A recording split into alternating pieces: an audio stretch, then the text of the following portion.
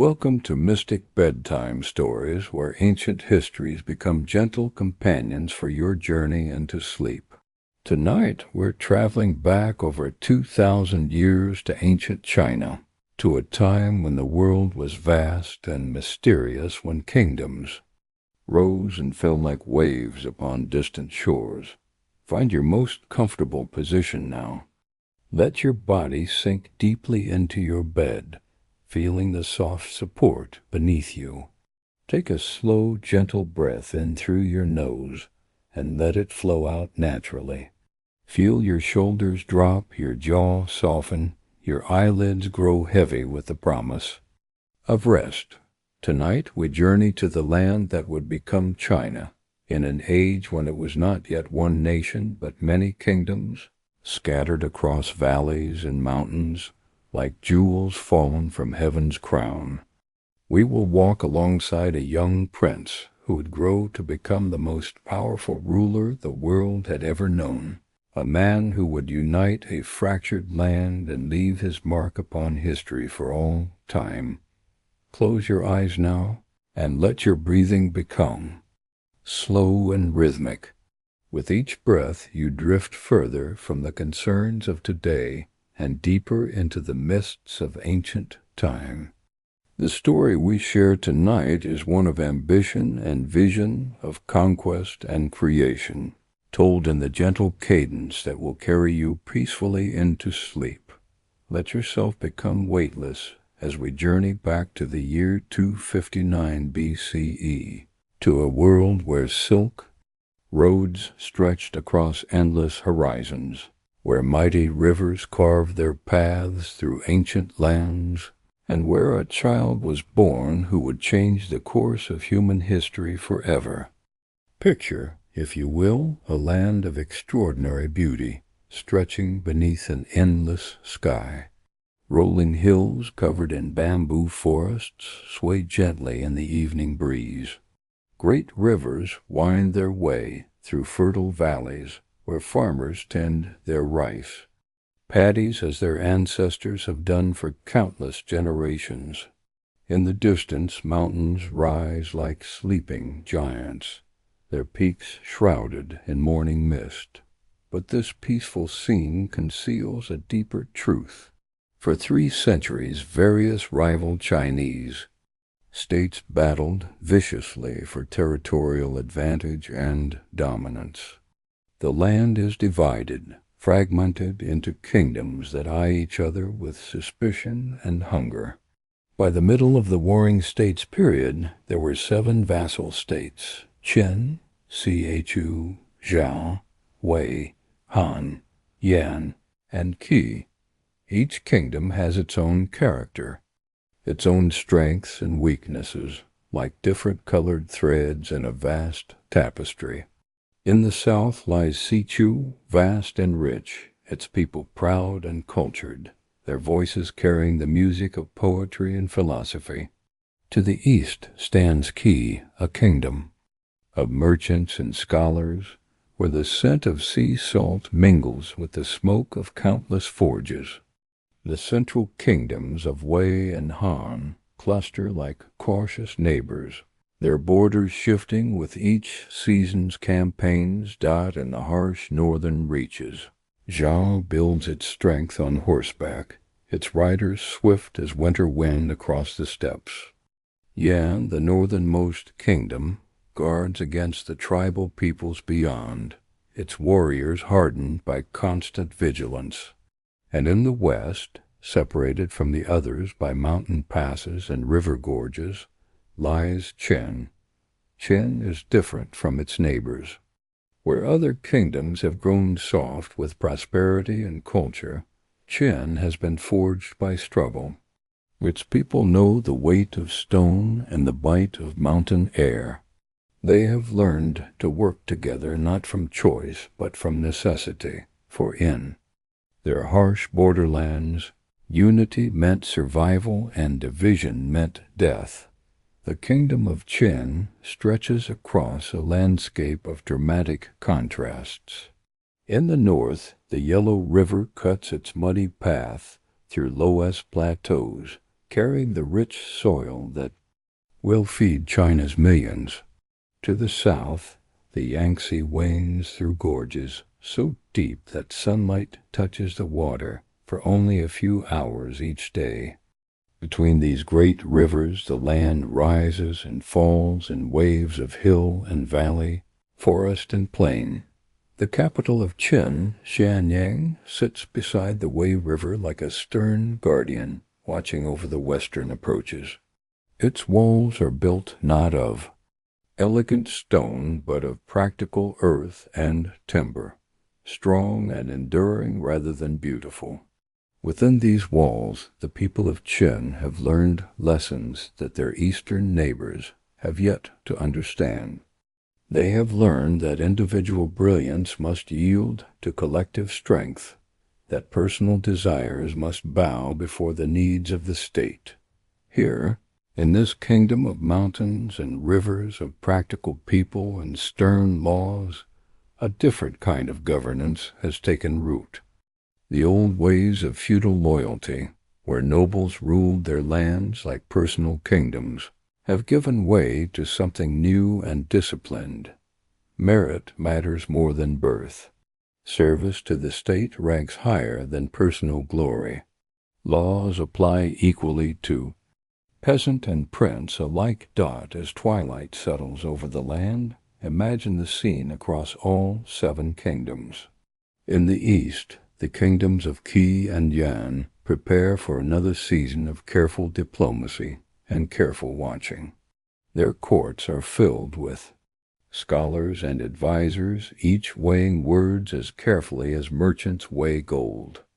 In the central kingdoms, Wei and Han, the evening brings the sound of smiths' hammers and the glow of forges, for here weapons and armor are shaped for the campaigns that everyone knows must come. Far to the south, in the great kingdom of Chu, the evening air carries the sound of music and poetry, for this is a land that loves beauty as much as it loves power. But even here, beneath the elegant surfaces, generals study maps by lamplight and count the strength of their armies. And in the north, in hardy Zhao, the night brings the restless movement of cavalry, riders checking their weapons and their horses. For in this land of endless horizons, mobility and speed have become matters of life and death. But it is in Qin, in the western kingdom of mountains and discipline, that something truly significant is stirring. Here, in the palace at Xianyang, plans are being made that will reshape not just these 7 kingdoms, but the entire course of human civilization. For Qin has learned something that its neighbors have not yet grasped. It has learned that in a world of constant warfare, ultimate victory belongs not to the strongest or the cleverest, but to the most unified, the most disciplined, the most willing to sacrifice individual desires for collective power.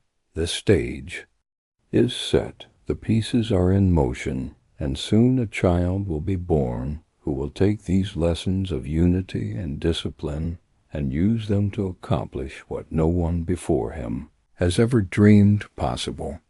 He will unite all under heaven into a single realm, creating the first true empire in Chinese history.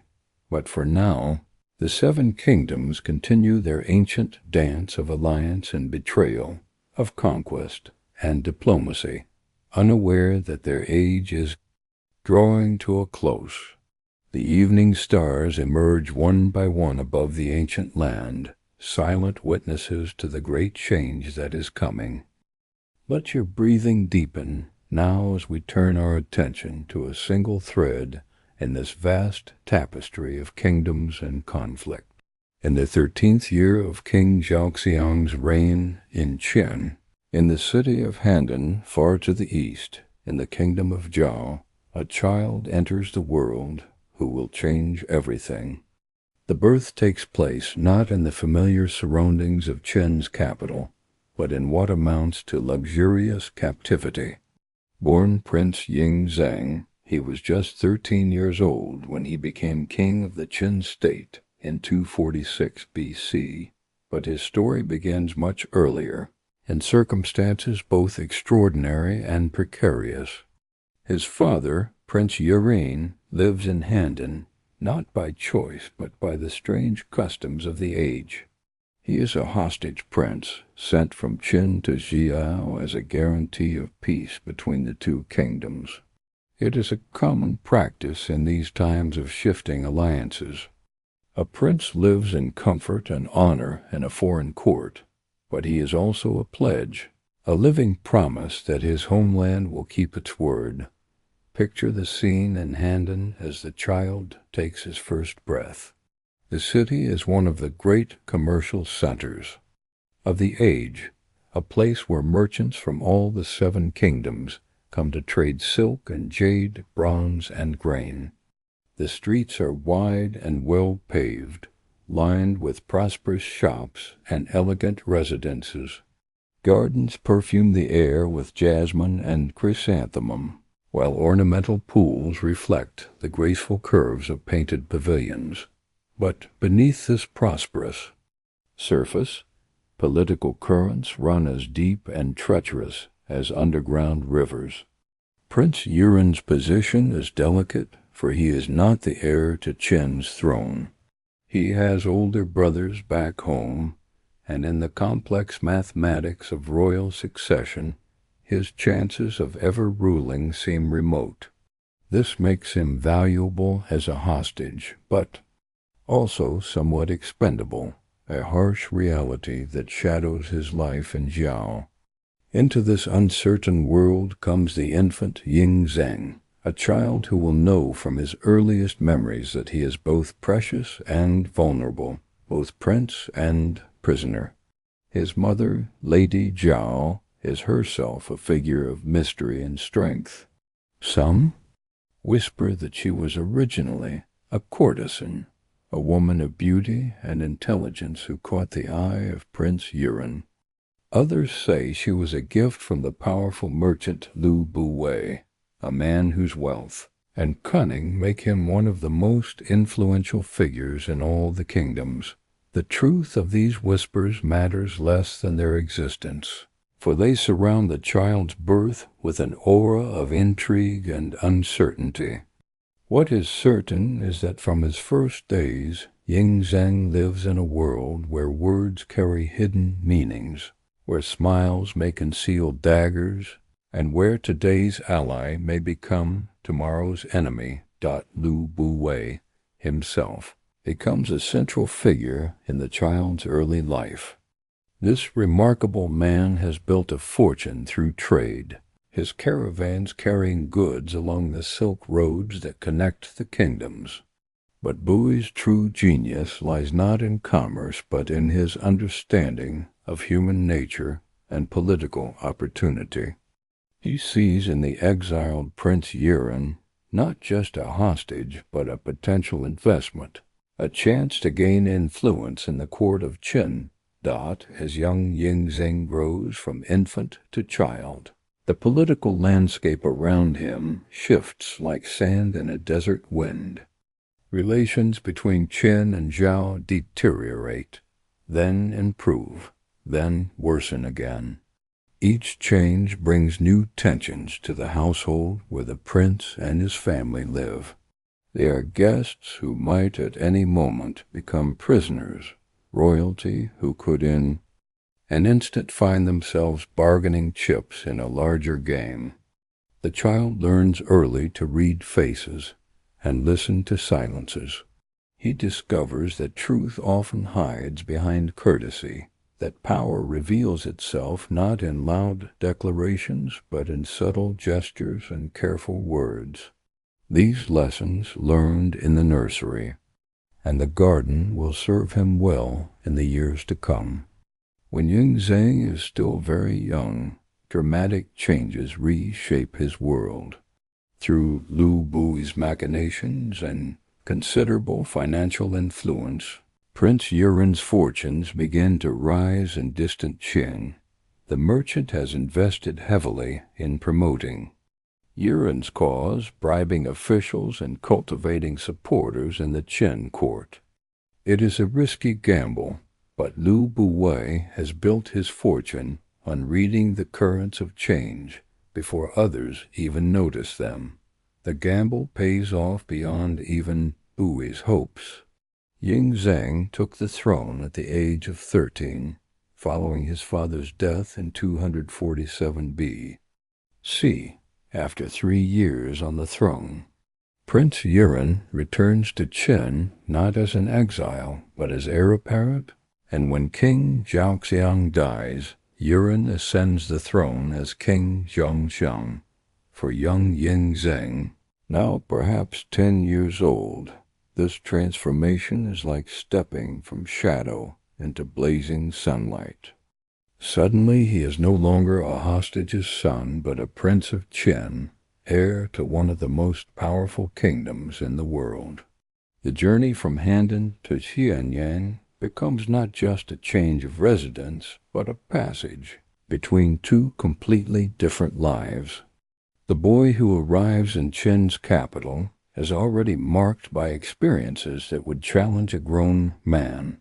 He has learned to navigate between cultures, to speak the languages of both Qin and Zhao with equal fluency.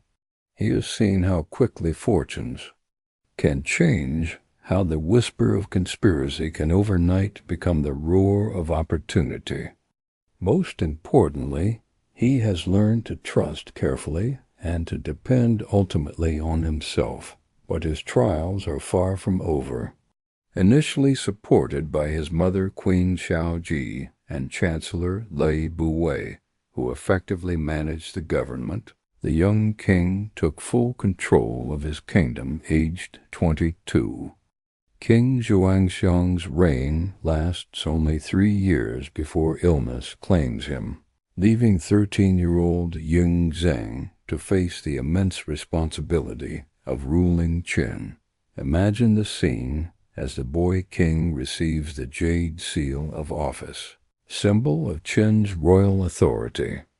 The great hall of the palace at Xianyang stretches before him, its columns carved with dragons and phoenixes, its walls painted with scenes of ancient heroes and legendary emperors. Courtiers and officials line the hall, their faces carefully composed, but their eyes watching, calculating, wondering what this child might bring to the throne of their kingdom. The weight of the seal in his small hands must seem like the weight of the entire world. At 13, most boys are learning to use sword and bow, studying the classics, playing games with their companions.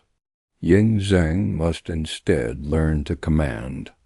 Generals older than his grandfather, to make decisions that will affect millions of lives, to navigate the treacherous currents of court politics where a single misstep could cost him not just his throne, but his life. Yet there is something in the boy that rises to meet this enormous challenge. Perhaps it is the resilience learned in his early years of uncertainty. Perhaps it is the sharp intelligence inherited from his mother and refined by Lu Bui's guidance. Or perhaps it is something deeper, an innate understanding that he has been placed at this moment in history for a purpose greater than anyone yet comprehends. Feel your body sinking deeper into comfort as we watch the boy king grow into a young man of remarkable capability and even more remarkable ambition. The years pass like pages turning in an ancient book, each one bringing new challenges and new opportunities to the throne of Qin. By the time Ying Zheng reaches his early 20s, he has transformed from a child dependent on regents into a ruler of formidable intelligence and will. The first test of his independence comes when he moves against those who had controlled his minority, including the man who had been like a father to him, Lu Buwei. It is a painful but necessary assertion of royal authority, for Ying Zheng has learned that in the game of kingdoms, Even gratitude must sometimes yield to governance. The young king looks out from his palace at Xianyang and sees not just his own kingdom of Qin, but all the lands that lie beyond its borders. The Chu and the Qin were the most influential and held the most land, but each state was large enough that it became difficult for any to conquer another. Where his predecessors saw obstacles, he sees opportunities. Where they saw separate kingdoms, he envisions a single empire, the plan that takes shape in his mind is breathtaking in its scope and audacity. For centuries, the seven kingdoms have maintained a balance of power, each checking the others, none strong enough to dominate all. Wars have come and gone like seasons, territories have changed hands like merchants' goods, but the fundamental structure has remained constant. Ying Zhang means to shatter this ancient pattern forever, but the king of Qin is too intelligent to rush into such an enormous undertaking without careful preparation. The conquest he envisions will require not just military might, but diplomatic cunning, economic strength, and organizational genius on a scale never before attempted. Every aspect of Qin society must be harnessed to serve this ultimate goal. The military preparations alone are staggering. Qin's armies have always been disciplined and effective, but now they must be expanded and refined into an instrument capable of sustained campaign across vast distances. New weapons are forged in quantities that dwarf previous efforts. The crossbow, that devastating innovation that has given Qin's infantry their edge over enemy cavalry, is manufactured by the thousands. Armor is standardized, tactics are refined, and logistics systems are developed to supply armies operating far from home. Sequence of conquest unfolds like a carefully choreographed dance of war. The king begins not with the largest or strongest of his enemies, but with the most vulnerable. Han, smallest of the 6 remaining kingdoms, becomes the first target.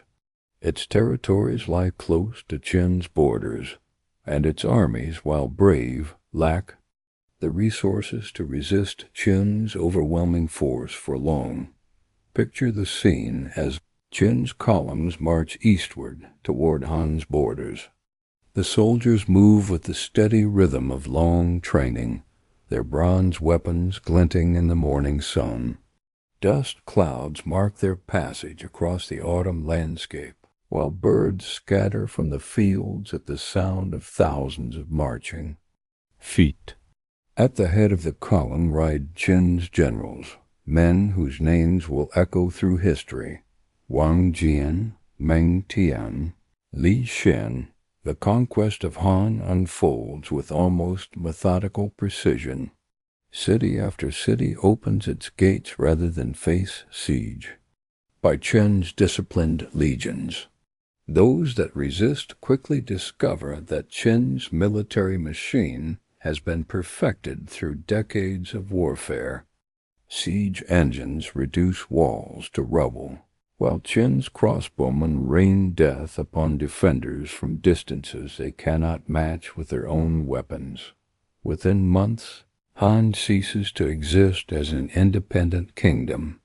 Its king becomes a prisoner, its territories become Qin provinces, and its people begin the long process of learning to think of themselves not as subjects of Han, but as citizens of an expanding Qin empire. But the fall of Han is only the beginning. With his eastern flank secured, Ying Zheng turns his attention to the next target, Zhao, the northern kingdom where he himself was born. There is a certain poetic justice in this choice, for Zhao had once held the future emperor as a hostage. Now that same child, grown to manhood and power, returns not as a guest, but as a conqueror. The campaign against Zhao proved more challenging than the swift victory over Han. Zhao's armies are among the finest in the world, their cavalry legendary for its speed and courage.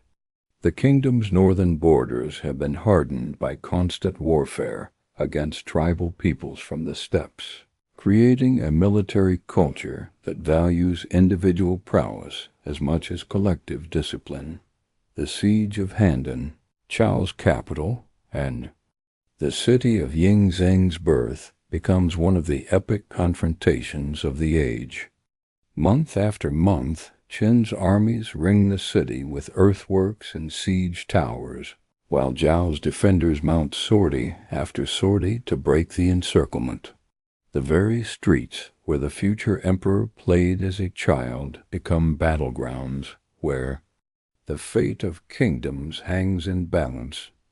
When Handan finally falls, it marks not just the end of Zhao but a turning point in the entire campaign. The northern kingdom's defeat sends waves of shock and fear through the remaining kingdoms. If mighty Zhao cannot stand against Qin, who can? The psychological impact proves almost as important as the military victory. In the courts of Wei, Chu, Yan, and Qi, advisors and generals study maps with growing desperation.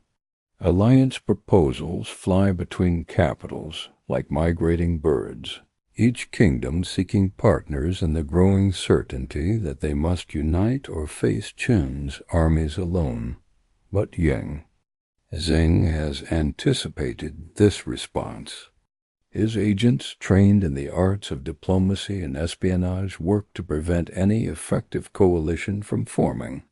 Gold flows like water to buy intelligence and influence. Promises and threats are deployed with the same precision as cavalry charges. Every potential alliance becomes a target for Qin's diplomatic warfare. The conquest of Wei comes almost as an anticlimax after the epic struggle for Zhao, caught between the victorious Qin armies and the growing panic of their neighbors. Wei's resistance crumbles with startling speed.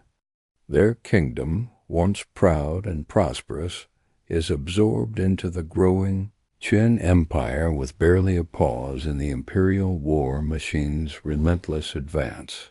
Now only 3 kingdoms remain: Yu in the south, Yan in the northeast, and Qi in the far east. Each represents a different challenge for Qin's final push toward total victory. Chu is vast and wealthy, its armies numerous, and its people fiercely proud. Yan is hardy and determined, its northern position giving it potential allies among the steppe peoples. Qi is ancient and cultured, its eastern location providing potential escape routes across the sea. The campaign against Yu becomes the largest military operation in human history up to that time.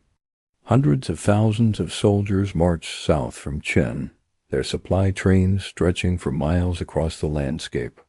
The very logistics of feeding and equipping such an enormous force represent an organizational achievement that rivals the military conquest itself. Resistance proved fierce and prolonged. This is a kingdom with roots stretching back centuries, its people bound by traditions and local loyalties that make them formidable opponents. Battle follows battle across the southern territories, each victory costly for Qin despite their ultimate success. Cities that might have surrendered to the northern kingdoms fight to the last man rather than submit to what they see as foreign conquest. But Qin's advantages in organization and supply eventually tell. One by one, armies are defeated, its cities taken, its king forced to flee ever deeper into his own territories. When the final battle comes, it marks the end not just of Cu, but of an entire way of life, as ancient traditions and local customs yield to Qin's standardized laws and practices. Yan and Qi, the last holdouts, face the inevitable with different strategies. Yan attempts a desperate gambit, sending assassins to kill Ying Zheng himself. The attempt fails, but it provides the perfect justification for Qin's final campaigns. Within months, both remaining kingdoms have fallen, their rulers dead or captured, their territories incorporated into the growing empire. Ultimately, the Qin state was victorious and established the first unified Chinese state. When the last enemy army surrenders and the final city opens its gates, Ying Zheng stands as master of all the lands under heaven. The age of warring states has ended, and the age of empire has begun. Picture the scene as news of final victory reaches Xianyang. In the great palace where the young king once received the jade seal of Qin, now an emperor receives the surrender of the entire known world. The courtyard fills with the standards of conquered kingdoms, their bright banners now serving not as symbols of independence, but as trophies of Qin's ultimate triumph. The boy who had once been a hostage in Handan, the young king who had fought to establish his authority over his own court, has accomplished what no ruler in history had even dared to dream. All under heaven has been unified under a single authority, and that authority rests in his hands alone. Allow your breathing to slow and deepen as we witness the transformation of a conqueror into something entirely new in human history. The man who had been king of Qin now faces a challenge that no ruler before him has ever confronted. How to govern not just a kingdom, but an entire world. Qin Shi Huang was the founder of the Qin Dynasty and the first emperor of China, creator of the first unified Chinese empire. But the title emperor itself had to be invented, for no existing word could capture the scope of what Ying Zheng had achieved. The old title of king seemed inadequate for one who ruled over what had once been many kingdoms. Something greater was needed, something that would reflect the unprecedented nature of his achievement. The solution comes from the deepest wells of Chinese tradition and mythology. In the ancient texts, there are references to legendary rulers of the distant past, the 3 sovereigns and 5 emperors who were said to have governed in the golden age when heaven and earth were new. These were not mere mortals, but semi-divine beings, whose wisdom and virtue had brought harmony to the world.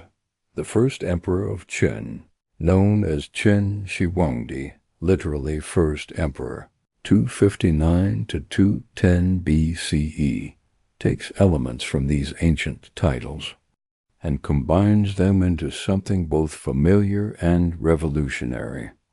Wang recalls the legendary Yellow Emperor, the mythical ancestor of the Chinese people. Di evokes the supreme deity of the heavens. Together they create Huangdi, a title that places its bearer not just above all earthly rulers, but in a position approaching the divine. But even this is not sufficient for what Ying Zheng has in mind.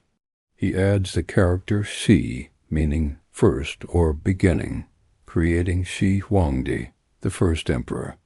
The implication is profound. This is not just the first emperor in a line of succession, but the beginning of an entirely new age in human history. Everything that came before was merely preparation for this moment when all under heaven finally comes under unified rule. The coronation ceremony itself becomes an event without precedent. In the great hall of the palace at Xianyang, representatives from every corner of the newly unified realm gather to witness the transformation of their conqueror into their emperor. The air is thick with incense and heavy with history, for everyone present understands that they are witnessing the end of one age and the beginning of another. Picture the scene as the former king of Qin approaches the throne that has been prepared for him. This is no longer the simple seat of a kingdom's ruler, but a symbol of universal authority. Carved from rare jade and inlaid with precious metals, it rises above the assembly like a mountain peak above the surrounding plains. Dragons writhe around its arms and legs, their eyes set with rubies that gleam like drops of blood in the lamplight. The ritual objects of imperial authority are presented one by one. The jade seal, symbol of legitimate rule, is no longer just the seal of Qin, but the seal of all under heaven. The ceremonial sword represents not just military might, but the emperor's responsibility to protect all peoples within his realm. Bronze vessels, their surfaces green with age and dignity, connect the new emperor to the ancient traditions that gave Chinese civilization its continuity and strength. But the most significant moment comes when Shi Huang speaks for the first time as emperor. His words are few, but their implications are staggering. He declares that the age of division has ended forever, that never again will the land be split among warring rulers. The empire he has created will endure not just for his lifetime, but for 10,000 generations, becoming as permanent and unchanging as the mountains and rivers themselves. The philosophical implications of this moment reach far beyond politics and military conquest. For centuries, Chinese thinkers have debated the nature of legitimate rule. The old feudal system, where kings granted lands to nobles who ruled them like personal kingdoms, had created the chaos of the warring states. The new system that Shi Huang envisions will sweep away these local loyalties and personal allegiances, replacing them with direct imperial authority that reaches from the palace to every village in the realm. He divided the state into provinces and prefectures governed by appointed officials. This administrative revolution represents one of the most significant innovations in the history of government. Instead of hereditary nobles ruling their ancestral lands, the empire will be governed by officials chosen for their ability and completely dependent on imperial favor. These administrators will serve at the emperor's pleasure, and their authority flowing directly from the throne rather than from local tradition or family connections. The implications ripple outward like stones dropped in still water. Local customs that have persisted for centuries must now yield to imperial law. Regional dialects and writing systems must give way to imperial standards. Even the width of cart wheels must be standardized so that the ruts they create will match the imperial roads that are already being planned to connect every corner of the realm. But perhaps the most profound change is in the very concept of identity. For generations, people have thought of themselves first as natives of their particular kingdom. A man was from Chu or Qi or Zhao before he was anything else. Under the new system, all such local identities become secondary to the overarching imperial identity. Everyone within the realm becomes, first and foremost, a subject of the emperor. The speed with which this transformation is implemented astonishes even those who witness it. Within months of the final conquest, imperial officials are fanning out across the former kingdoms, carrying with them the new laws, the new standards, the new ways of thinking and being that will define the empire. Resistance, where it appears, is crushed with the same ruthless efficiency that had characterized the military conquest in the palace at Xianyang, now transformed into the first imperial capital. Shi Huang works with an energy that seems almost superhuman. Day and night he receives reports from across the vast realm, makes decisions that affect millions of lives, and plans projects on a scale that dwarfs anything previously attempted in human history. Sleep becomes a luxury he can rarely afford, food a necessity he often forgets, as he drives himself to create the administrative machinery that will hold his empire together. The emperor's vision extends far beyond mere conquest and control. He sees himself as the architect of a new form of human civilization, one that will endure long after he himself has passed into history.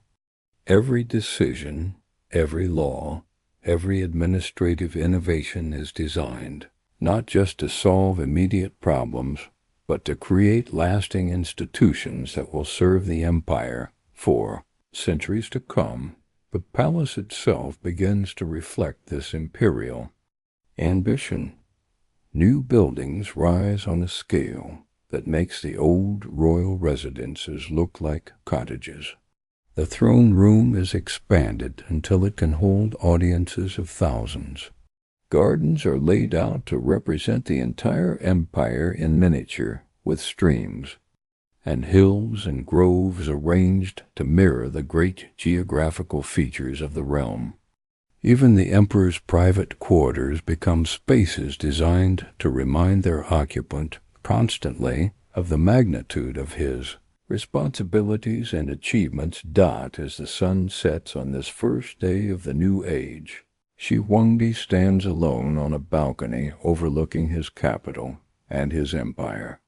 The lights of Xianyang spread out below him like earthbound stars, while beyond the city's walls the darkness holds millions of his subjects, all now united under his rule for the first time in history. The boy who had been born in distant Handan, the young king who had struggled to unite even his own court, has become something unprecedented, the sole ruler of all under heaven. The achievement is so vast that it seems to dwarf even the man who accomplished it. Yet as he stands in the gathering darkness, Shi Huang knows that conquest was only the beginning. The real challenge now is to create something that has never existed before, a unified empire that will outlast not just his own lifetime, but the lifetimes of countless generations yet to come. The first emperor has been born, and with him the concept of China itself begins to take shape. The age of empire has begun, and it will reshape not just the land that will become known as China, but the entire course of human civilization. Let the sound of your breathing grow softer now, like the gentle rhythm of scribes' brushes moving across silk. In the quiet halls of the Xianyang Palace, where moonlight filters through carved wooden screens, we find ourselves in the heart of the first emperor's greatest dream.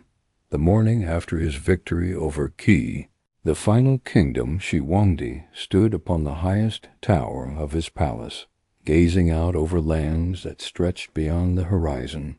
The wind carried the scent of distant mountains and the sounds of a million voices speaking in different tongues. This vast empire, stitched together by conquest, was like a great tapestry with loose threads hanging everywhere. How, he whispered to himself, does one hold water in cupped hands? His answer would reshape the world in the cool pre-dawn hours. When the palace slept, the emperor would walk the corridors alone, his silk robes rustling like autumn leaves. He understood that conquest was merely the first step. The real challenge lay in transformation. 7 kingdoms had become one, but their hearts still beat with separate rhythms. Their coins were different shapes, their measurements varied, their writing systems bore little resemblance to one another.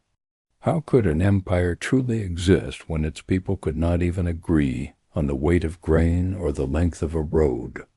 The emperor's vision began with the smallest details. In workshops across the empire, craftsmen received new orders. The standardization of currency, weights, measures, and the writing system would bind the empire together more securely than any chain. Bronze workers in distant provinces melted down their old coins, their various shapes and symbols disappearing into the furnaces. Hungry flames. From this molten metal, new coins emerged round, with square holes in their centers, bearing the same inscription in every corner of the land. Bronze coins were created to standardize money across the regions, and each coin was precisely the same weight as its brothers.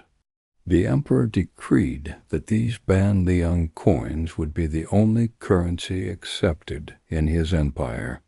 Merchants who had once struggled to trade across borders now found that a coin accepted in the mountains of Shu would purchase goods in the markets of Qi, but money was only the beginning. Wagon axles were prescribed a standard length to facilitate road transport. This seemingly simple decree held profound implications. When every cart's wheels traced the same path, roads lasted longer, trade flowed more smoothly, and the empire became more connected with each passing season. The ruts carved by countless wheels created natural highways, guiding travelers along the most efficient routes in the realm of measurement. The emperor's vision grew even more ambitious. Farmers in the north had always measured their grain by the handful, while those in the south used wooden bowls of various sizes. Cloth merchants in the east calculated length by the span of their arms, while those in the west used bronze rods. The chaos of these differences had made trade nearly impossible and tax collection a nightmare. Now, master craftsmen in the imperial workshops carved precise standards from the finest bronze. These standard measures were then replicated thousands of times and distributed to every province. A length of silk measured in the westernmost garrison would be exactly the same as one measured in the easternmost port. The emperor's vision of unity was becoming reality. One careful measurement at a time. The writing system presented the greatest challenge of all. During the Qin Dynasty, the first government standardization of the characters took place, carried out by the statesman Li Si. The various kingdoms had developed their own scripts over centuries, each beautiful in its own way, but mutually incomprehensible. A scholar from Chu could not read a document from Yan, and a trader from Qi could not understand a contract from Han. Li Si. The emperor's chief minister worked tirelessly through long nights by candlelight, consulting ancient texts and consulting with scholars from across the empire.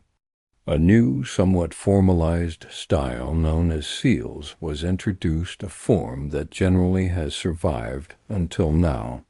The seal script was elegant yet practical, complex enough to carry meaning, but simple enough to be learned by clerks and scribes throughout. The empire. Picture, if you will, the quiet determination of thousands of scribes bent over their desks, carefully copying the new characters. In scriptoriums across the empire, the scratch of brushes on bamboo strips created a gentle symphony. Each character was written with the same precise strokes, the same careful proportions. Characters different than those found in Qin were discarded, and Li Si's small seal characters became the standard for all regions within the empire. The emperor understood that the emperor also developed an extensive network of roads and canals for trade and communication. These were not mere paths worn by foot traffic, but engineered marvels that connected every corner of his domain. The roads followed the natural contours of the land where possible, but when mountains blocked their path, engineers carved tunnels through solid rock. When rivers lay in their way, they built bridges of stone and wood that could bear the weight of the heaviest wagons. The canal system was equally ambitious. These waterways connected major rivers, allowing goods to flow from the mountains to the sea without the need for overland transport. Barges heavy with grain could float from the agricultural heartlands to the cities where people waited to buy bread. Salt from the eastern coasts could travel inland to preserve the meat of mountain hunters. The canals became the arteries of the empire, carrying life and prosperity to every corner of the land. As the seasons turned, the emperor's vision took shape. He established elaborate postal and irrigation systems and built great highways. The postal system was particularly remarkable. Riders on swift horses could carry messages from the capital to the most distant provinces in a matter of days. Each station along the route kept fresh horses waiting, so that imperial decrees could travel faster than the wind. The irrigation systems brought water to fields that had never known such abundance. Farmers who had once prayed for rain now watched, as engineered channels brought water directly to their crops. The empire's agricultural output increased dramatically, feeding the growing population and freeing people to pursue other crafts and trades. But perhaps the most profound change was in the hearts and minds of the people themselves. For the first time in centuries, a merchant from one end of the empire could travel to the other without changing money, learning new measurements, or struggling to read local documents. The barriers that had divided the Chinese people for generations were falling away, like morning mist before the sun in the evenings. When the emperor walked through his palace gardens, he could see the lights of his empire twinkling in the distance. Each light represented a household where his standard measures were being used. His coins were being counted, and his writing system was being learned. The dream of unity was becoming reality, one household at a time. The transformation was not without its challenges. Local officials sometimes resisted the changes, preferring the old ways they understood. Some merchants complained about the costs of converting to new systems. But the emperor's will was absolute, and his vision was clear. Those who embraced the changes prospered, while those who resisted found themselves left behind. As winter settled over the empire, the emperor could finally rest knowing that his vision was taking root. The scattered kingdoms were becoming one. People united not just by conquest, but by the countless small connections of daily life. When spring came, it would rise upon an empire more unified than any the world had ever known. Let your breathing deepen now, like the contentment of a craftsman who has completed a masterpiece. The emperor's vision has taken shape, and the empire breathes with the rhythm of unity. The palace grows quieter now, as if even the stones themselves hold their breath. In the depths of winter, when snow blankets the courtyards and ice forms on the garden pools, we come to understand that unity, like a beautiful jade sculpture, sometimes requires the harsh removal of unwanted elements. The emperor's vision of harmony was not one that tolerated discord. As the empire settled into its new rhythms, voices began to emerge from the shadows, scholars who questioned, teachers who compared, philosophers who dared to suggest that the old ways might have had merit. These voices disturbed the emperor's sleep, for they threatened to unravel the careful tapestry he had woven. Li Si, the emperor's most trusted advisor, understood his master's concerns, perhaps better than the emperor himself. In the quiet hours before dawn, when the palace corridors echoed with the footsteps of guards making their rounds, Li Si would sit in his study, contemplating the nature of order and chaos. He had seen how ideas could spread like fire through dry grass, how a single questioning voice could become a chorus of doubt. The solution, when it came, was both simple and terrible in its completeness. In the year 213 BCE, on a crisp autumn morning when the leaves had turned golden and the air carried the scent of burning wood, the emperor issued a decree that would echo through history. The burning of books and burying of scholars was the purported burning of texts in 213 BCE and live burial of 460 Confucian scholars in 212 BCE, ordered by Chinese Emperor Qin Shi Huang. Li Si had advised the emperor to do so in a memorial, arguing that the ancient texts were sources of confusion and division. The old philosophies, he reasoned, taught people to look backward to a golden age that had never truly existed.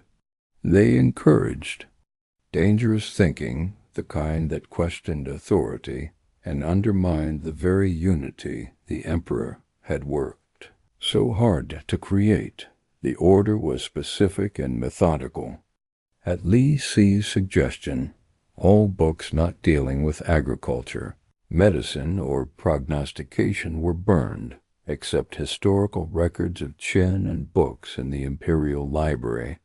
The practical knowledge that helped farmers grow crops, physicians heal, the sick and fortune-tellers guide the emperor's decisions would be preserved. Everything else would be reduced to ash. Picture the scene unfolding across the empire as the decree reached every province. In town squares and marketplaces, officials erected great pyres of wood. Citizens were ordered to bring their books, the poetry collections passed down through generations, the philosophical treatises that had guided their thinking, the historical records that told the stories of their ancestors. The flames rose high into the autumn sky, carrying with them the accumulated wisdom of centuries. Confucian texts that taught of benevolence and righteousness curled into black smoke. Taoist writings that spoke of harmony with nature became glowing embers. The works of Mohist philosophers, with their ideas about universal love and mutual benefit, turned to ash that floated away on the wind. But the emperor's campaign against dangerous ideas did not end with books. According to Sima Qian, the emperor's advisor Li Si put forward a proposal to burn all of the books when he said, "Your servant suggests that all books in the imperial archives, save the memoirs of Qin, be burned. Anyone referring to the past to criticize the present should, together with their families, be punished." The scholars who had devoted their lives to studying these texts found themselves in an impossible position. Some complied with the order, watching in silent anguish as their life's work was destroyed.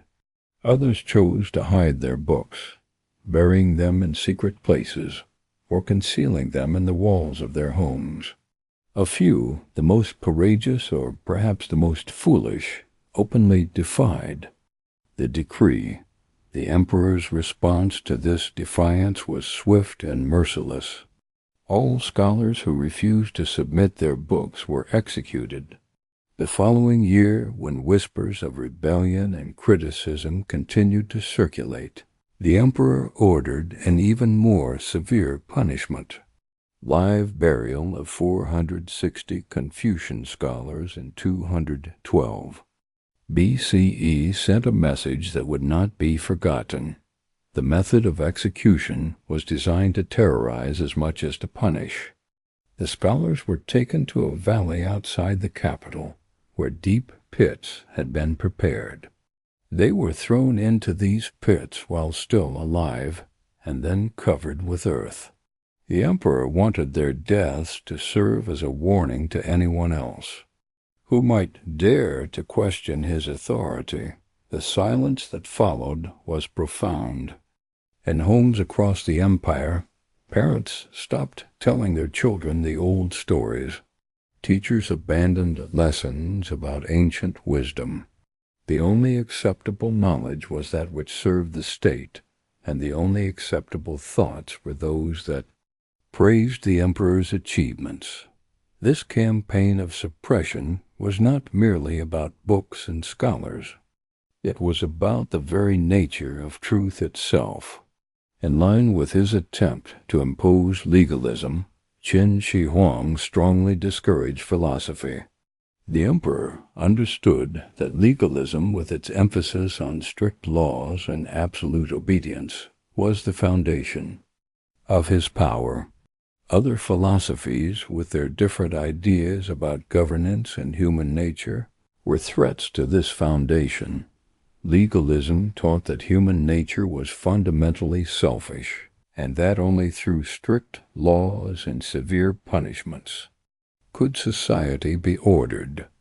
It held that the ruler's will was the only source of legitimate authority, and that questioning this authority was not just treasonous, but unnatural. Under this philosophy, the burning of books and execution of scholars was not cruelty, but necessity. The effects of this suppression rippled through the empire like stones thrown into still water. In the imperial academies, students learned only the subjects that served the state. In the markets, merchants spoke only of prices and profits, never of the philosophical questions that had once animated their conversations. In the temples, priests offered prayers for the emperor's health and the empire's prosperity, but spoke no longer of the deeper meanings behind their rituals. Yet even in this atmosphere of fear and silence, the human spirit found ways to endure. In remote villages, grandmothers continued to whisper old stories to their grandchildren, passing down fragments of the destroyed wisdom. In hidden chambers, scholars continued to copy texts from memory, preserving what they could of the accumulated knowledge of their ancestors. The emperor, walking through his palace in the deep of night, could feel the weight of the silence he had created. The empire was more orderly now, more unified in its thinking, more focused on the practical matters of governance and prosperity. But something had been lost in the process, a certain vitality, a questioning spirit that had once made the Chinese people great. In his private moments, the emperor sometimes wondered if the price of unity had been too high. But these doubts were brief, quickly suppressed by the same iron will that had conquered the 7 kingdoms. Order was worth any sacrifice, unity justified any severity. The empire was strong, and strength was all that mattered. As the night deepens, around us we can almost hear the echoes of those vanished voices, the whispers of scholars who dared to think differently, the rustle of pages that would never again be turned. In the morning, the empire would wake to a world where only one voice was permitted to speak, where only one version of truth was allowed to exist. The silence is complete now, peaceful in its way, like snow that covers everything in pristine white. Let your breathing slow to match this stillness, this perfect order that the Emperor has created.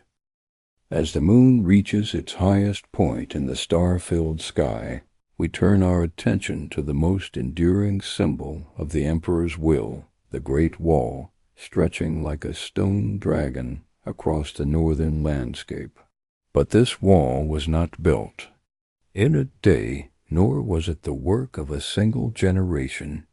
It was the culmination of centuries of effort, unified and perfected under the Emperor's relentless vision. The northern frontier had always been a place of uncertainty. Beyond the cultivated lands of China lay the steppes, vast grasslands, where nomadic tribes moved with the seasons.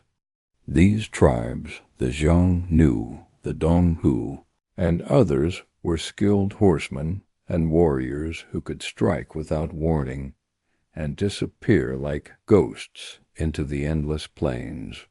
The settled farmers of China had lived in fear of these raids for generations. The kingdoms of the warring states period had each built their own defensive walls, short stretches of earthwork and stone that marked their borders and protected their most vulnerable territories. When the emperor conquered these kingdoms, he inherited not just their lands and people, but their walls as well. These scattered fortifications were like pieces of a puzzle, waiting for someone with a vision to see how they might fit together. The emperor's solution was characteristically ambitious. Rather than merely maintain these existing walls, he would connect them, extend them, and transform them into a single continuous barrier that would protect his entire northern frontier. The first Great Wall, not the one that exists today, was built during his reign, a testament to his ability to organize human effort on an unprecedented scale. The project began in the spring of 220 BCE. General Meng Tian, one of the emperor's most trusted commanders, was given overall responsibility for the construction. He understood that this would be unlike any military campaign he had ever led. Instead of conquering enemies, he would be conquering the landscape itself, forcing mountains and valleys to serve the emperor's will. The workforce assembled for this project was enormous. Soldiers from the imperial army formed the backbone of the construction force, but they were joined by peasants fulfilling their labor obligations, criminals serving their sentences, and scholars who had fallen from favor. Forced labor and scale of construction characterized this massive undertaking. The work began at dawn each day, when the morning mist still clung to the valleys. The sound of hammers on stone echoed across the hills, joined by the creak of wooden cranes lifting massive blocks into place. The workers moved with the precision of a well-drilled army, each knowing his role in the vast enterprise. The wall itself was not simply a barrier, but a complex system of fortification. At regular intervals, watchtowers rose above the main wall, their platforms equipped with signal fires that could carry messages across hundreds of miles in a matter of hours. When enemies were spotted approaching from the north, the nearest watchtower would light its fire, and the signal would spread eastward and westward faster than any horse could travel. Behind the wall, garrison towns sprang up to house the soldiers who would guard this frontier.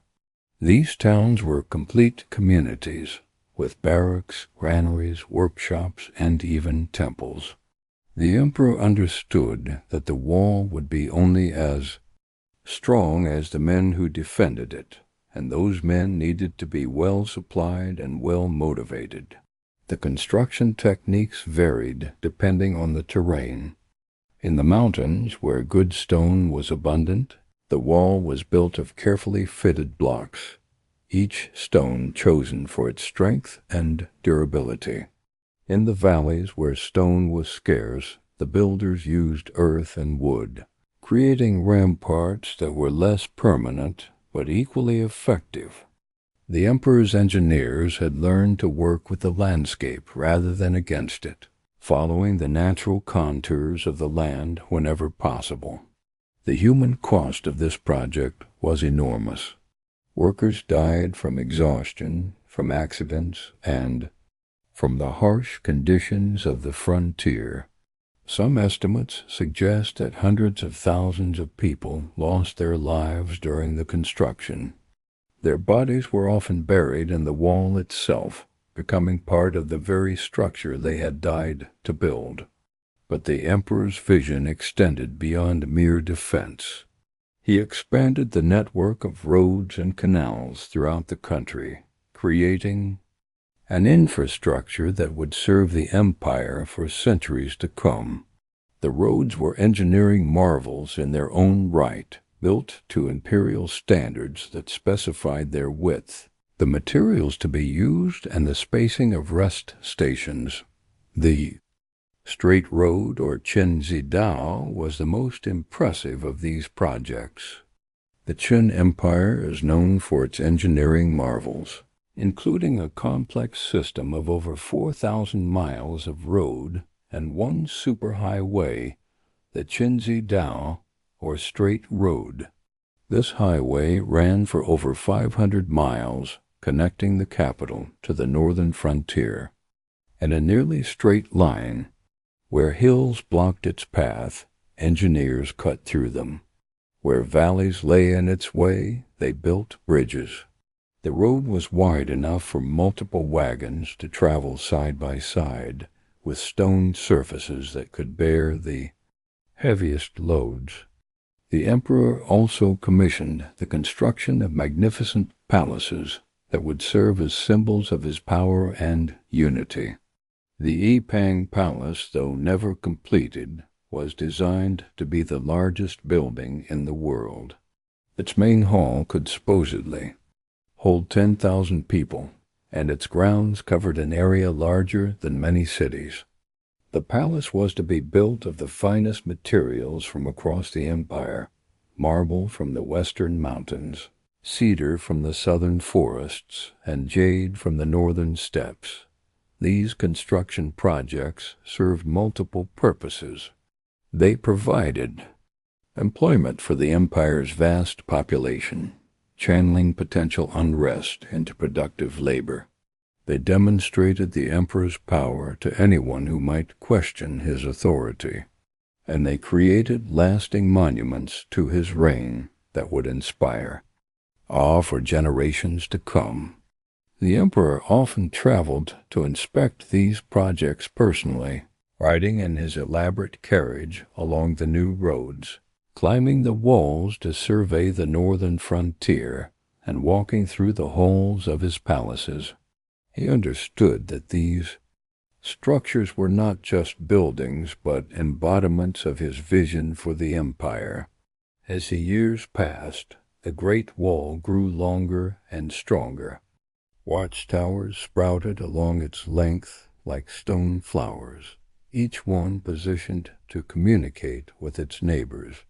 The road spread across the empire like a web, connecting every province to the capital. The palaces rose from the earth like mountains, their walls decorated with murals depicting the emperor's victories and the prosperity of his reign. The emperor's subjects marveled at these achievements. Many had never seen construction on such a scale, and the sight of the wall stretching endlessly into the distance filled them with both pride and awe. They understood that they were part of something larger than themselves, something that would endure long after they were gone. But the emperor himself was not satisfied. Each completed section of wall revealed new vulnerabilities that needed to be addressed. Each new road suggested other routes that might be more efficient. Each palace, no matter how magnificent, seemed small compared to his growing vision of imperial grandeur. In the quiet moments between projects, when the emperor walked alone in his gardens or stood on the walls of his capital, he could feel the weight of his achievements. The empire was protected, connected, and unified as never before. The great wall stood as a permanent barrier against the chaos of the outside world. The roads carried goods and messages to every corner of his domain. The palaces proclaimed his glory to heaven and earth.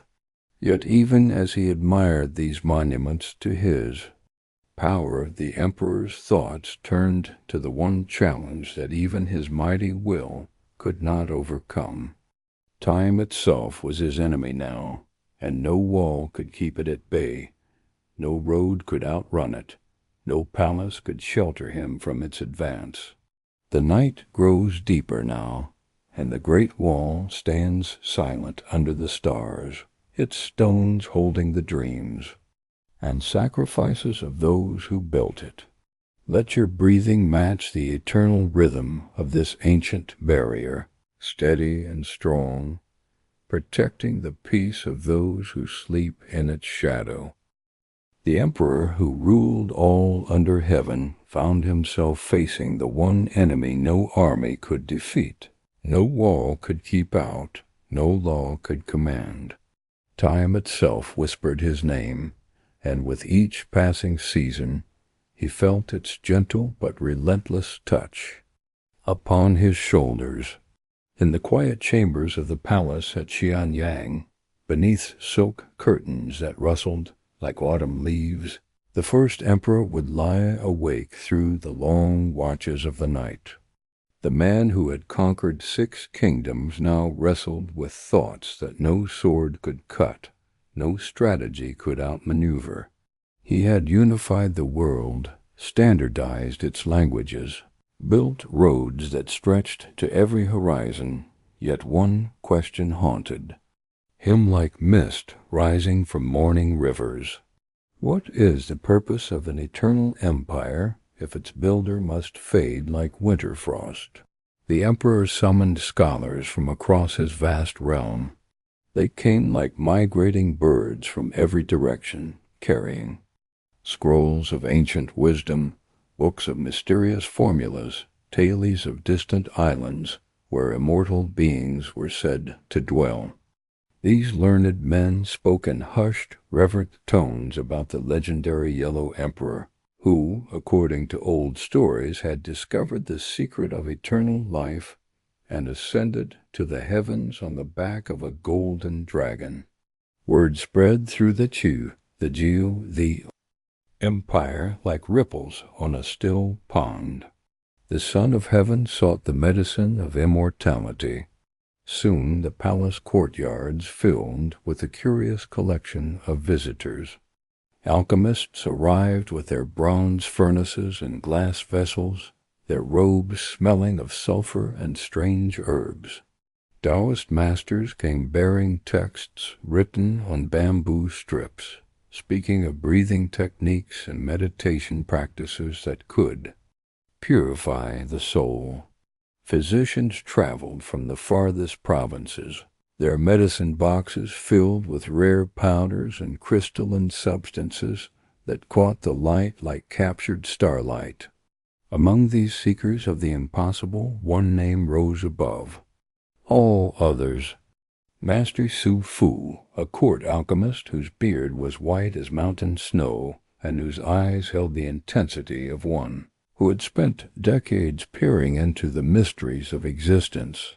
He approached the throne with the confidence of a man who believed.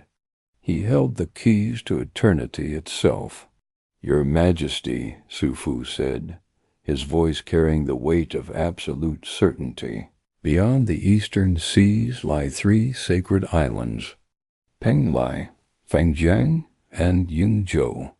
Upon these mystical shores grow the herbs of immortality, tended by beings who have lived since the world was young. The emperor leaned forward on his throne, the jade and gold ornaments of his robes catching the light from hundreds of oil lamps.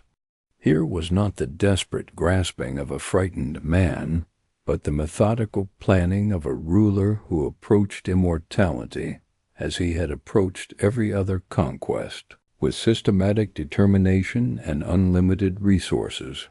"What do you require?"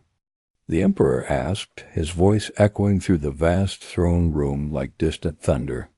Su Fu's request was staggering even by imperial standards.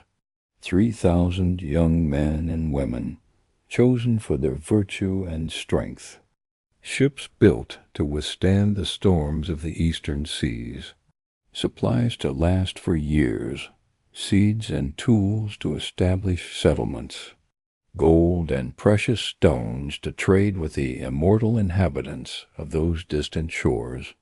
Without hesitation, the emperor granted everything. The construction began immediately. The greatest shipbuilders in the empire worked day and night, creating vessels larger and more seaworthy than any that had ever sailed Chinese waters. Young people were selected from every province, each one examined by court physicians, each one interviewed by scholars to ensure their moral character would be acceptable to the immortal beings they hoped to encounter. While Su Fu prepared for his great expedition, other alchemists worked within the palace itself. In chambers hidden deep beneath the imperial quarters, they built furnaces that burned day and night. The air grew thick with smoke that carried scents both enticing and ominous, sweet herbs mingling with the sharp tang of heated metals and strange crystals that seemed to hold fire within their depths. These court alchemists spoke of cinnabar, the red mercury sulfide that glowed like captured sunset when ground to powder. They claimed this substance held the essence of the sun itself, concentrated into physical form, when properly prepared. Through complicated processes involving multiple heatings and coolings, when combined with other rare elements according to formulas passed down through generations of secret knowledge, cinnabar could become the foundation of the immortality. Elixir. The emperor watched these preparations with the same intensity he had once brought to military campaigns. He studied the ancient texts himself, learning to read the cryptic symbols that described the transformation of base metals into precious ones, the purification of earthly substances into heavenly medicines. His scribes copied every formula, every procedure, creating libraries of alchemical knowledge that filled entire rooms of the palace. Months passed like the turning of seasons, each one bringing new hopes and new disappointments. Some alchemists claimed to have achieved partial success, creating medicines that they insisted would extend life by decades, though full immortality remained just beyond their grasp. The emperor consumed these preliminary elixirs with the same discipline he brought to all aspects of his rule, accepting their bitter tastes and strange effects as necessary steps toward his ultimate goal. The changes were subtle at first. The emperor found his sleep disturbed by vivid dreams that seemed more real than waking life. His appetite changed, craving foods he had never enjoyed before, while losing interest in dishes that had once pleased him. His servants noticed that his skin sometimes took on an unusual pallor, though he seemed possessed of nervous energy that kept him awake through entire nights, pacing the corridors of his palace like a restless spirit. Meanwhile, reports arrived from the eastern seas. Su Fu's expedition had sailed beyond the horizon, their great ships disappearing into the morning mist, like myths becoming reality. Months passed without word, then a year. The emperor sent other ships to search for them, but the ocean had swallowed the expedition as completely as if they had never existed. Some whispered that Su Fu had found the islands of immortality and chosen to remain there, establishing a new kingdom beyond the reach of earthly concerns. Others suggested that the expedition had fallen victim to storms or sea monsters. The emperor listened to these speculations with apparent calm, but those closest to him noticed how his hands would sometimes tremble when he thought no one was watching, how his eyes would fix on the eastern horizon for hours at a time. As the seasons turned, new alchemists arrived at court, each claiming to possess knowledge that surpassed their predecessors. They brought increasingly exotic ingredients and more complex formulas. There were powders made from pearls ground under specific phases of the moon, extracts from herbs that grew only on the highest mountain peaks, metals that had to be refined through processes taking months to complete. The emperor's consumption of these experimental elixirs became a daily ritual, as carefully orchestrated as any state ceremony.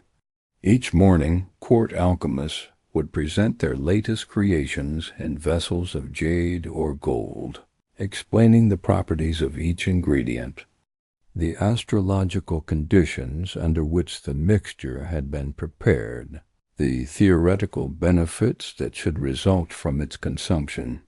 The taste of mercury became as familiar to the emperor as the taste of tea or wine.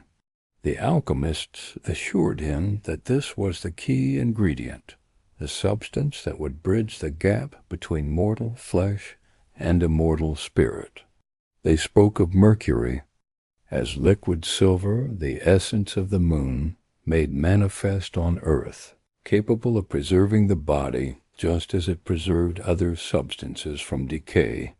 What the emperor did not know, what none of them could know in that ancient time, was that with each sip of these carefully prepared elixirs, with each dose of concentrated cinnabar, he was slowly poisoning himself with the very substance he believed would grant him eternal life. The mercury accumulated in his system like a hidden enemy, affecting his nervous system, damaging his liver, creating the tremors and mood changes that he attributed to the natural process of spiritual transformation. Yet even as his body grew weaker, his determination only strengthened. He commissioned new expeditions to search for Su Fu, sent agents to investigate every rumor of immortal hermits living in remote mountains, ordered his alchemists to double their efforts in creating more potent elixirs. The palace became a place where the boundary between hope and obsession blurred like morning mist. In the quiet hours before dawn, when the palace lay wrapped in sleep, the emperor would sometimes stand alone on his private balcony, looking out over the city he had built, the empire he had created. The weight of immortality felt heavier than any crown. To live forever meant to watch everything he had built eventually crumble, to see new dynasties rise and fall like waves upon an endless shore. Yet the alternative to simply accept the natural end that came to all living things seemed even more impossible to bear. The man who had conquered the known world found himself waging the most difficult campaign of his life, not against enemy armies or rebellious provinces, but against the fundamental nature of existence itself. Each day that passed without achieving immortality felt like a defeat, each failed elixir like a lost battle in a war, where victory seemed to retreat further into the distance even as he pursued it with increasing desperation. And so the first emperor continued his search, consuming his daily doses of mercury-laden elixirs, dispatching new expeditions to mythical islands, consulting with an ever-growing collection of alchemists and mystics and frauds, all while his body slowly weakened under the assault of the very substances he believed would make him immortal. The irony was lost on him, as it was lost on everyone in that ancient time. The man who sought to live forever was methodically shortening his life with each passing day, pursuing immortality through the patient consumption of death itself, dissolved in jade cups and served with ceremonial precision. In his dreams, which came more frequently now as the mercury affected his sleep patterns, the emperor sometimes saw himself as he wished to be, eternal, unchanging, watching over his empire through centuries and millennia, a fixed star around which the world would forever revolve. But when he woke to the gray light of dawn, feeling the tremor in his hands that he attributed to spiritual transformation, he could only reach for another dose of the medicine that he believed would eventually make those dreams reality. The search for immortality had become its own kind of prison, as inescapable as death itself, and twice as cruel. The year was 210 BCE. The first emperor, now 50 years old, had ruled his unified empire for 11 years. His search for immortality had become an obsession that consumed his days and haunted his nights. The mercury elixirs, the expeditions to mythical islands, the endless consultations with Taoist mystics, all had failed to grant him the eternal life he so desperately craved. In the sweltering heat of late summer, the emperor embarked on what would be his final inspection tour of the eastern provinces. His massive entourage wound through the dusty roads like a golden serpent, banners fluttering in the humid air.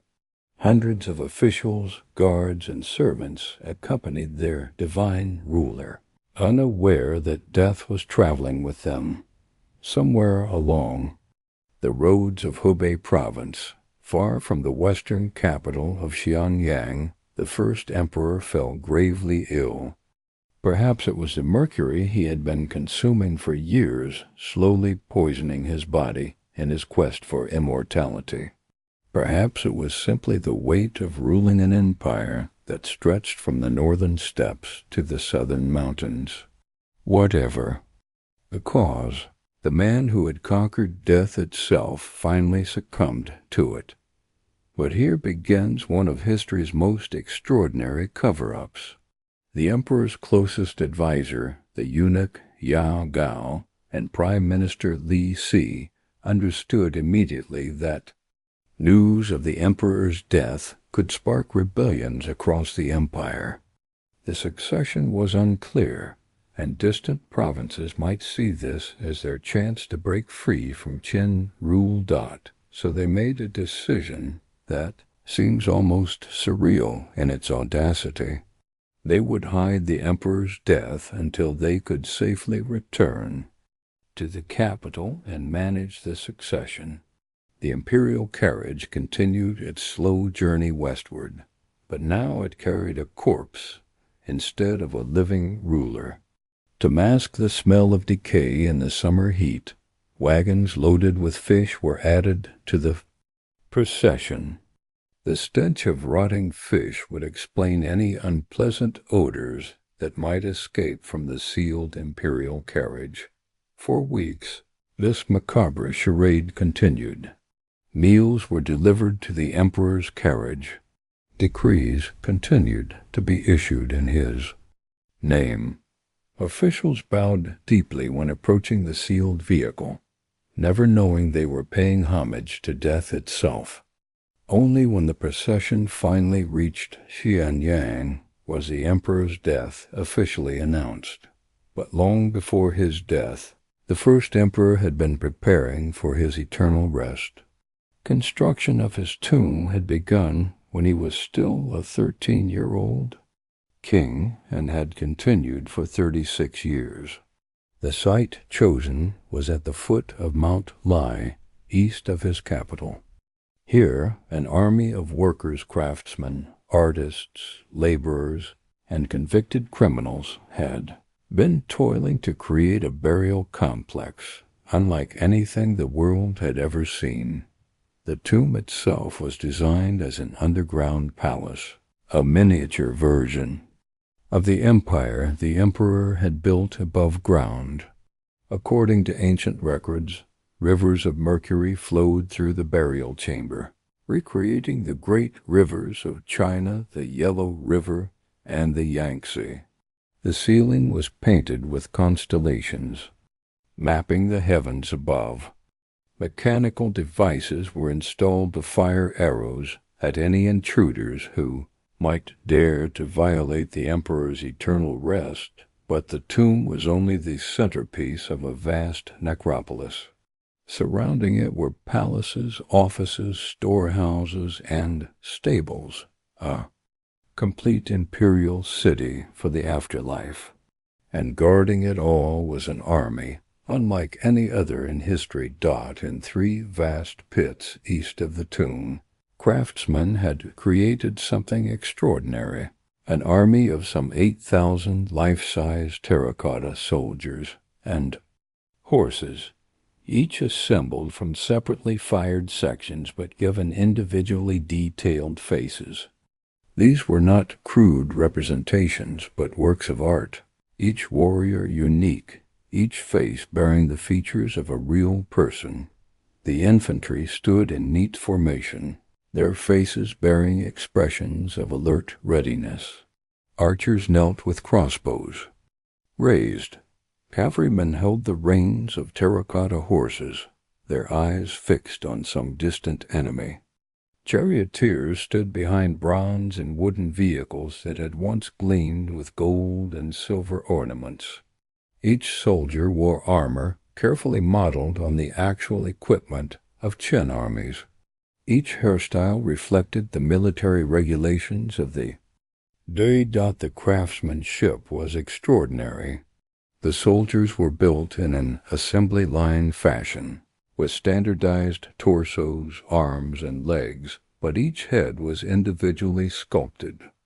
Archaeologists believe the faces were based on real people, perhaps the very soldiers who served in the emperor's armies, perhaps the craftsmen who created them. Some faces are stern and weathered, suggesting veteran warriors. Others are young and fresh like new recruits. Some bear the features of different regions of the empire, reflecting the diverse populations that the Qin had united. The attention to detail extended to every aspect of their equipment. Belt buckles, armor plates, and weapon hilts were meticulously crafted. Even the treads on the soles of their shoes were carefully modeled. The horses, too, were masterpieces of ceramic art, their muscles and veins visible beneath their clay skin. Their nostrils flared as if they could smell battle in the air. But creating this underground army came at a terrible human cost. Mass graves discovered by archaeologists appear to hold the remains of craftsmen and laborers, including convicted criminals in chains who died during the 3 decades it took to create the royal mausoleum. The emperor's quest for immortality demanded sacrifices from the living. When the emperor was finally interred in 210 BCE, the tomb was sealed with elaborate precautions.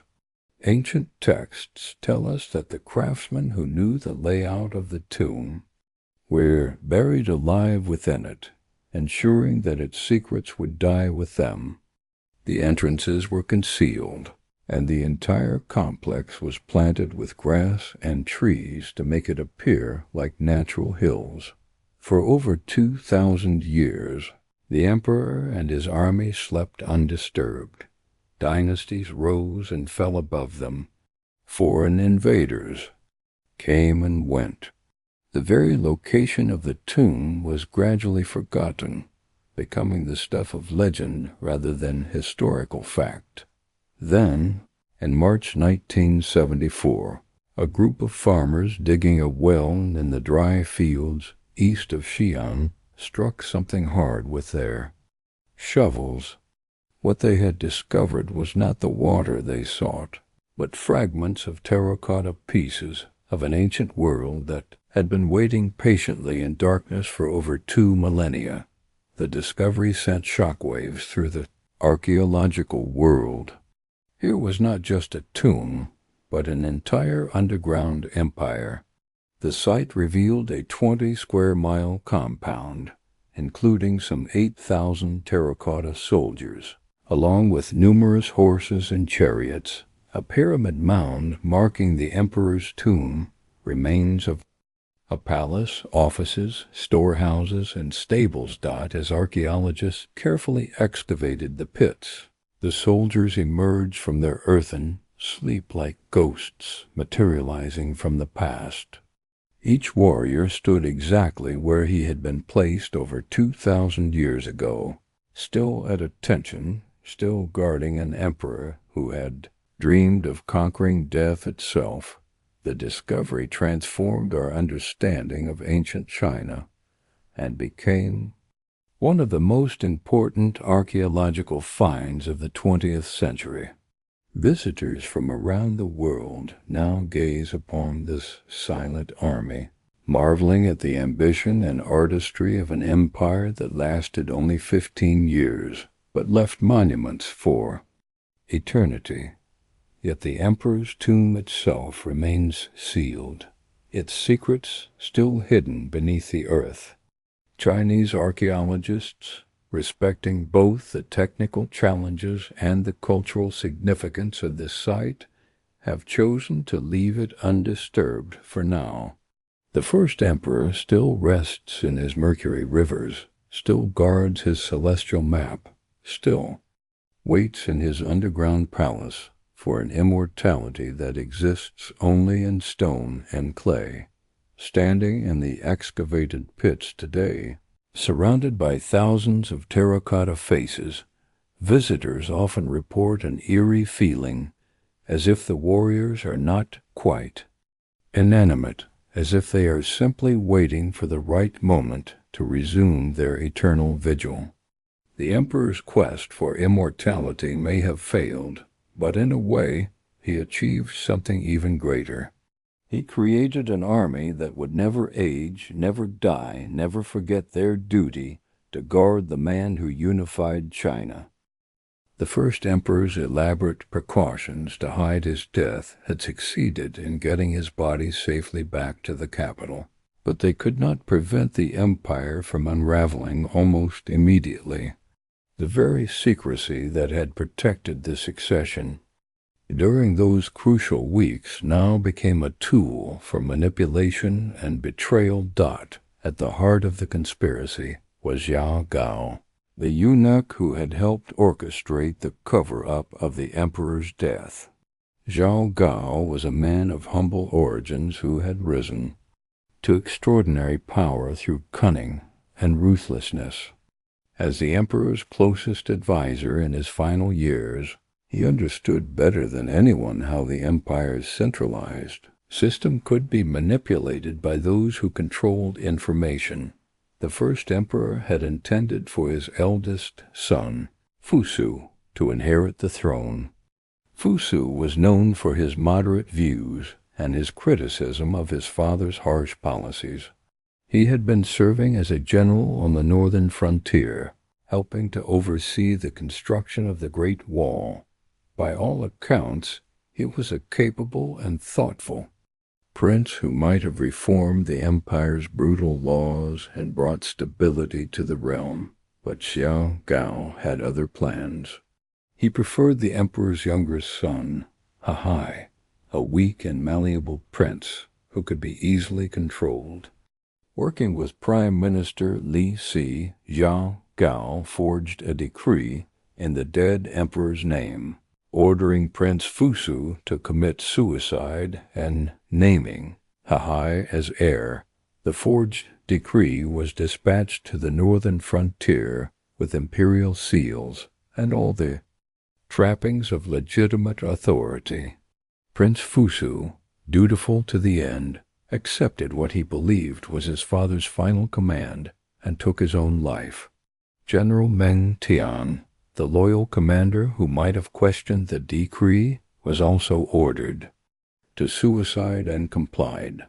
Thus began the reign of Qin Shi, the second emperor, though he was emperor in name only. The real power lay with Zhao Gao, who had eliminated potential rivals and now controlled a puppet ruler. Hai, barely out of his teens, was more interested in pleasure than governance.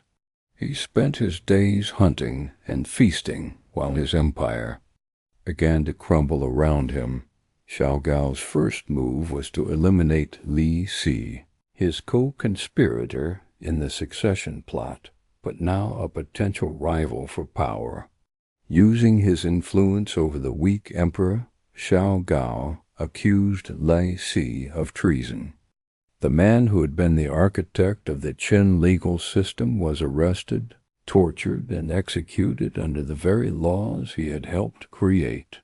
With Li Si gone, Xiao Gao's control over the empire was complete, but the empire that Xiao jeweled was already showing signs of fatal weakness. The first emperor's harsh laws and crushing taxes had created resentment throughout the realm.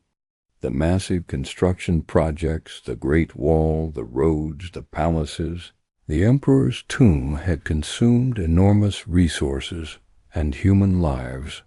Entire regions had been drained of men and wealth to feed the empire's ambitions. The spark that ignited the final conflagration came from an unexpected source, a group of peasant conscripts who were late reporting for military duty. In July 209 BCE, Chen Sheng and Wu Guang were leading a group of conscripts to the northern frontier when they were delayed by heavy rains. Under Qin law, arriving late for military service was punishable by death. Faced with execution for tardiness, Chen Sheng and Wu Guang made a desperate calculation. If they were going to die anyway, why not die fighting? They killed their supervising officers and proclaimed a rebellion against Qin rule.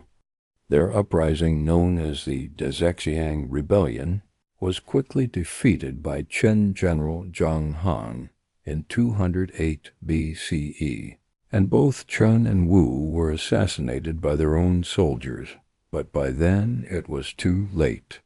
The example had been set and rebellions erupted across the empire like wildfire. In the south, the descendants of the old Siyechu kingdom rose in revolt. In the east, former nobles of the conquered states saw their chance to reclaim their ancestral lands. Even in the heartland of Qin itself, local officials began to switch sides or simply abandon their posts. Two figures emerged from this chaos who would shape China's future: Xiang Yu and Liu Bang. Xiang Yu was everything the old aristocracy could desire, a descendant of Chu generals, a giant of a man with legendary strength, a warrior who led from the front and inspired fierce loyalty among his followers. Liu Bang, by contrast, was a peasant who had worked his way up to become a minor local official. He was not particularly impressive physically, had no noble lineage, and won victories through cunning rather than personal heroics. The two men represented different visions of China's future.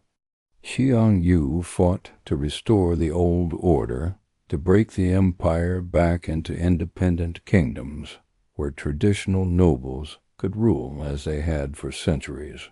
Liu Bang, despite his humble origins, understood the advantages of the unified system the first emperor had created. He fought not to destroy the empire, but to replace the Qin Dynasty with his own dot as rebellions spread across the empire. The second emperor's regime proved incapable of effective response. Hahai was too weak and inexperienced to provide leadership, while Zhao Gao was more concerned with maintaining his own power than saving the dynasty. The empire's great armies, which had conquered the warring states with such efficiency, now found themselves fighting on multiple fronts against enemies who knew the local terrain and had the support of the population. By 207 BCE, the dynasty was overthrown, lasting only 15 years after the first emperor's death and just 3 years after his passing. Hahai was killed by Zhao Gao, who then placed another Qin prince on the throne in a desperate attempt to maintain control. But it was too late. Liu Bang's forces captured the capital at Xianyang, and the last Qin emperor surrendered without a fight. The fall of the Qin was swift and complete, but the struggle for China's future was far from over. After the Qin dynasty was overthrown, in 206 BCE, the empire was divided into 18 kingdoms ruled by enfeoffed rebel leaders and surrendered. Qin generals according to arrangement by Xiang Yu, the hegemon warlord. This division satisfied no one and led to immediate conflicts among the new rulers. The final confrontation came between Xiang Yu and Liu Bang in what became known as the Xiaqian contention. For 4 years these two men and their armies fought across the length and breadth of China. Xiang Yu won most of the battles. He was perhaps the greatest warrior of his age, but Liu Bang won the war. His victory came not through personal combat, but through superior strategy, better logistics, and an understanding that the people were exhausted by warfare and wanted peace above all. When Xiang Yu finally died by suicide in 202 BCE, Liu Bang became the first emperor of the Han Dynasty. The Han would rule China for over 400 years, making it one of the longest-lasting dynasties in Chinese history. But remarkably, the Han emperors did not reject the Qin system, they refined it. The institutions the first emperor had created, the centralized bureaucracy, the standardized laws, the unified currency and writing system, the road networks, all these survived the fall of the Qin and became the foundation of Chinese civilization for the next 2,000 years. Dynasty after dynasty would rise and fall, but they would all follow the basic template the first emperor had established: a unified empire ruled by a single sovereign through a centralized bureaucracy. The first emperor's legacy extended far beyond political institutions. The Chinese writing system he standardized became the foundation for literacy across East Asia.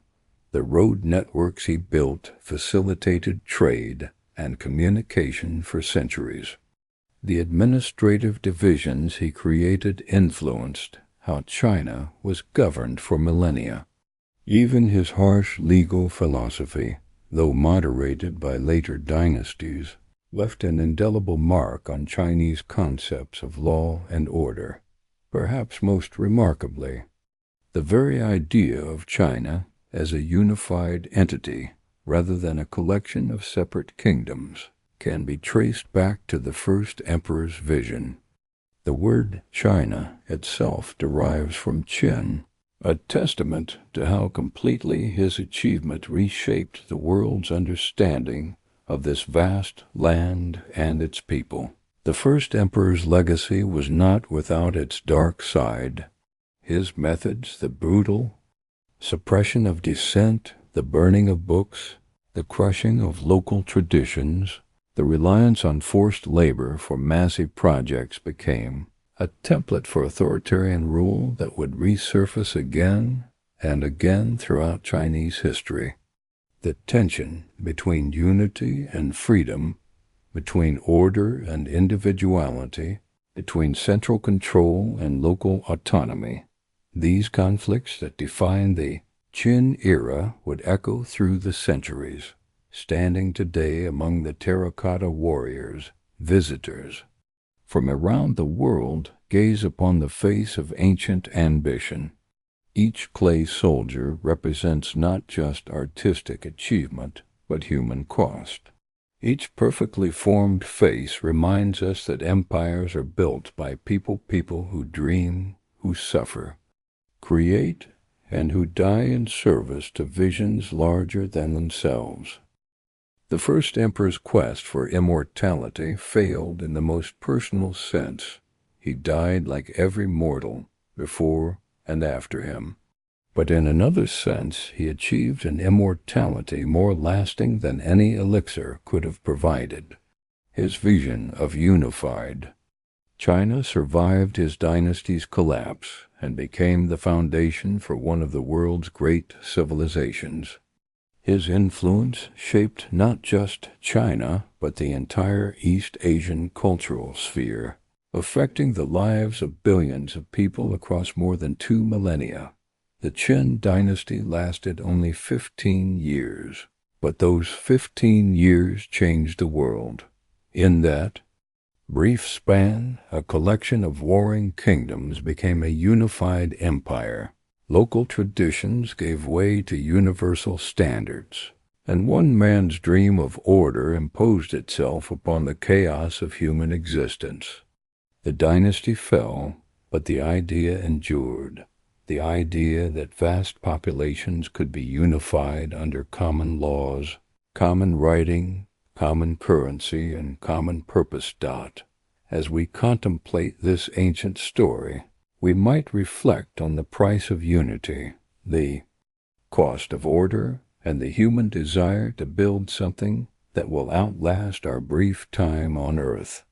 The first emperor built his monuments in stone and clay, but perhaps his truest monument is the continuous thread of Chinese civilization that stretches from his time to our own, a civilization that remembers both his achievements and his excesses, that honors his vision while learning from his mistakes. Now let your breathing slow and deepen as we draw our ancient journey to its close. Feel your body settling into the comfort of your bed, each muscle releasing its tension like snow melting in spring sunshine. The dust of those long-ago battles has settled into silence. The great roads that once echoed with the thunder of imperial messengers now lie peaceful under starlight. The palaces of Xianyang, once bright with torches and busy with the urgent business of empire, have crumbled back to earth, leaving only whispers in the wind. But something endures. In the quiet darkness beneath the Chinese soil, thousands of clay soldiers stand their eternal watch. Their faces, each unique, each bearing the features of someone who lived and breathed over 2,000 years ago, gaze steadily into the shadows. They are not waiting for battle now their war is long over. They wait simply because waiting is what they were made to do, and they do it with the patience that only clay and stone can possess. The first emperor sleeps somewhere among them, in his chamber of flowing mercury under his painted stars. His search for the elixir of life ended as all such searches must, but in his failure he discovered something else, that immortality comes not from drinking magic potions, but from the echoes of our actions rippling forward through time. Think of it, a boy king in ancient China, driven by dreams too large for one lifetime, created institutions that still shape our world today. Every time someone uses a standardized currency, drives on a highway, or reads words written in a common script, they participate in his vision, The clay soldiers in their underground chambers are not his only monument. His truest legacy lives in the daily lives of people who never think about ancient emperors, but benefit from the systems he created. Let this story settle into your mind like sediment in a still pond. And there is something deeply soothing about contemplating the vast sweep of history, the way individual ambitions and fears and hopes flow together into the great river of human experience. We are all part of that river, each of us adding our small current to the larger flow. Your own life, with its worries and aspirations, its moments of joy and periods of struggle, is connected to that ancient tale and to all the stories that came before and will come after. You are part of the same human family that included the craftsmen who shaped those terracotta faces, the farmers who built the Great Wall stone by stone, the scholars who preserved the ancient texts through centuries of change. Feel yourself becoming part of that continuity now, your breath joining the rhythm of all the breaths that came before, your rest connected to the rest of countless generations who have lain down at day's end and found peace in sleep. The emperor's quest for immortality was based on a misunderstanding. He thought immortality meant his individual consciousness, continuing forever, his personal story never ending. But true immortality is more beautiful and more humble than that. It is the way our actions ripple outward, touching lives we will never know, shaping futures we will never see. You, too, are creating ripples that will extend far beyond your lifetime. Every kindness you show, every problem you solve, every person you help or teach or simply share a moment with all of these create currents that will flow long after you have joined the great quiet of history. Rest now in the knowledge that you are both infinitely small in the vast sweep of time and infinitely important in the web of connections that bind all life together. You are a unique consciousness that has never existed before and will never exist again, and you are also part of something larger and more enduring than any individual life. The terracotta soldiers stand their vigil in the darkness, each face unique, each part of the same eternal army. Like them, you are both yourself alone and part of the great human story that stretches back to the first campfires and forward to futures we cannot imagine. Let that thought comfort you as you drift toward sleep. You are held in the same mystery that held the first emperor and his subjects, the same mystery that holds all life in its gentle embrace. Your story is your own, but it is also part of the larger story that has no beginning and no end. Sleep peacefully now, knowing that you are exactly where you belong in the great flow of time. The ancient emperor and his clay army keep their watch in the darkness, and you are safe to rest, safe to dream, safe to let go of the day and trust in the quiet wisdom of the night. The story continues, as it always has, as it always will, and you are part of it, now and always, in ways more beautiful than any earthly emperor could have imagined. Rest well.